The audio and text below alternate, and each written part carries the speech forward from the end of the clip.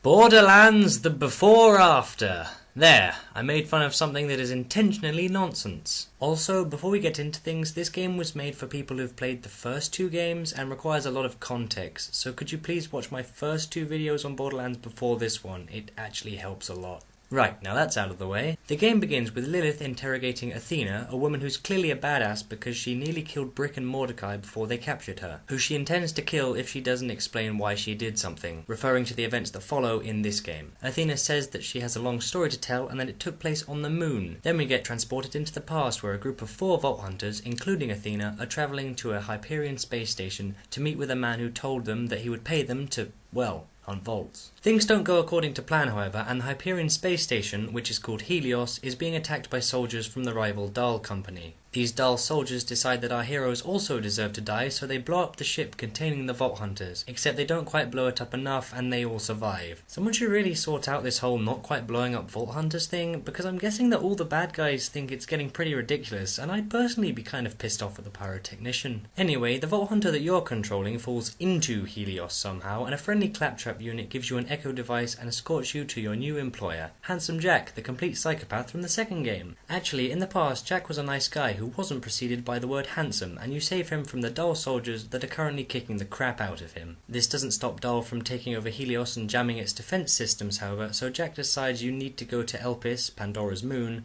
where the jamming signal is coming from. The leader of the Dahl forces, Colonel Tungstina Zarpedon, no joke, does everything she can to stop you leaving by destroying Helios's escape ships, and then a weird alien thing prevents Jack from killing her. To get around this rather confusing turn of events, Jack gets inventive and fires you at the moon out of a moonshot supply cannon, the only downside of this plan being that he has to stay on Helios, with the psychotic Dahl soldiers. Down on Elpis, you are immediately taken in by Janie Springs, a junk dealer who is apparently a very nice person. Since you can't breathe on Elpis, Janie shows you where you can get an Oz kit, that's an O2 kit except more Australian, that allows you to go outside without suffocating. She also says that you might find someone who knows about the jamming signal in Concordia, a nearby moon city. To repay Springs for her kindness, you kill a bandit called Deadlift, mainly because he's an asshole, but also so you can get a Digistruct key that will allow you to make vehicles that you can use to jump over a gap to reach Concordia. Once inside Concordia, you begin to search for someone who can help you find the jamming signal. Jack says that the leader of Concordia, a man who calls himself the Merif because he's equal parts sheriff, a mayor, and a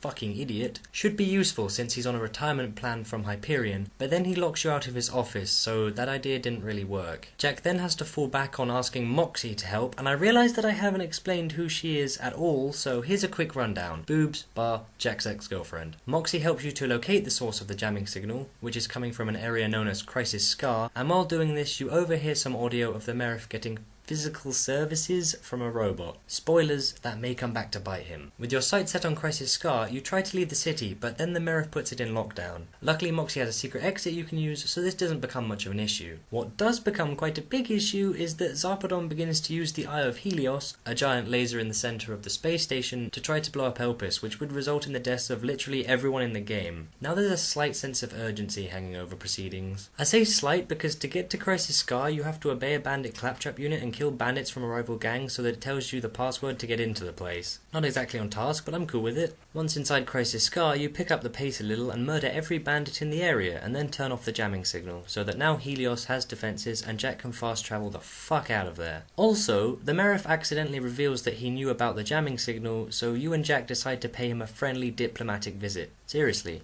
You don't actually intend on killing him, it's weird. The Merif locks you out of his office, but you convince a claptrap police bot to open the door with the audio of him getting some robot lovin', something that is highly illegal on the moon. I wonder if this part confused Japanese players. Anyway, Jack starts talking to the Merif shoots at him, Jack kills the Merif and then says he wants to build a robot army to retake Helios. You talk to Springs because she's the one who should have hardware, but she informs you that you'll need to talk to her friend, a ridiculously small young boy by the name of Pickle. You also have to build a new type of vehicle to get to him, but that's hardly plot, is it? At Pickle's place, he persuades you to pilfer from the pockets of the Bosun, a scavenger who lives in a ruined Dahl ship and collects AIs, which would be very useful in a robot army. The bosun and his so-called girlfriend, the skipper, try very hard to keep you out of their ship, but once you finally get inside, the skipper reveals that she is actually more of a hostage than loving partner. She also controls parts of the ship, so she guides you to the bosun, who you kill, and then to herself, where she reveals that she is an old military AI.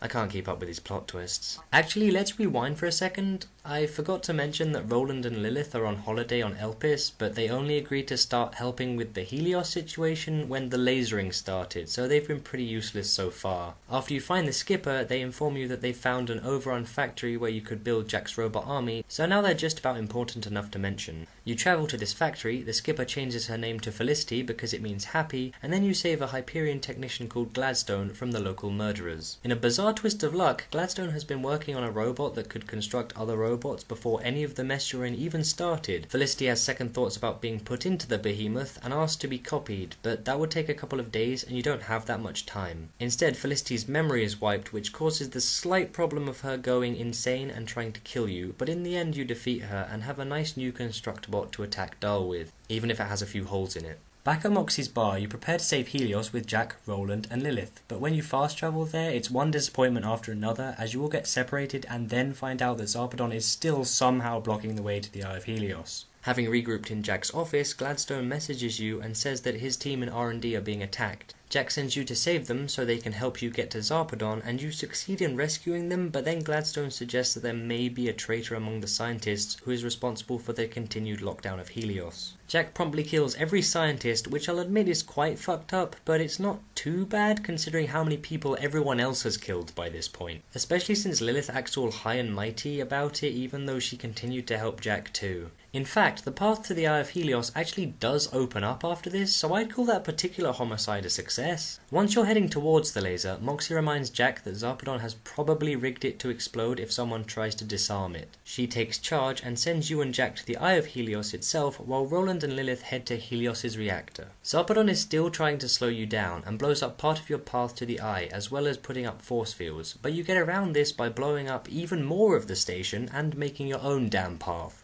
Twice. After this, Zarpedon runs out of stalling tactics and you kill her, which finally lets you deactivate the Eye of Helios, which turns out to be the Eye of the Destroyer from the first game, which Jack repurposed. Having saved the moon, you and Jack try to reboot the Eye, but then Moxie betrays Jack with the help of Roland and Lilith, and they create a black hole using the Eye. Luckily, the Eye explodes and you and Jack can still be alive to find the vault, a task that you take to with gusto, although the legions of Dahl soldiers you kill because they fight to the death even when their leader is dead do make you feel a little guilty. One thing that removes any form of guilt from your mind is Lilith, who keeps talking to you in a sassy way, which apparently now just means acting like a massive bitch. I know she's the hero here and Jack's the villain, but Jesus Christ did that get annoying. Where was I? You enter the vault and kill the inevitable monster inside, which allows Jack to join you and use the leftover Iridian whatever this is to become enlightened, I think. Lilith interrupts Jack's spirit quest by punching him in the face straight through the thingy, which leaves him scarred and insane. Okay, that was pretty cool. Jack swears vengeance on those who wronged him and vows to awaken the warrior from the second game, and then the 4 playable Vault Hunters go their separate ways, with Athena ending up telling this story in the present day. Lilith wants Athena to be killed, but then the weird alien that saved Zarpedon saves her as well, and says that the Vault Hunters will need to stick together as there is a war coming. Then the game ends, although there is a shot of Jack strangling the head of Hyperion and becoming the dreaded Handsome Jack, complete with a whole new face. Well, now I'm pretty much out of things to say, except that now I feel like Moxie is pretty much responsible for the events of Borderlands 2, which I personally find sort of odd. Also subscribe for more of these, although it may be a while before I get to do another Borderlands abridged video. It shouldn't matter too much though, there are plenty more games out there for me to summarise. Anyways, see you next time.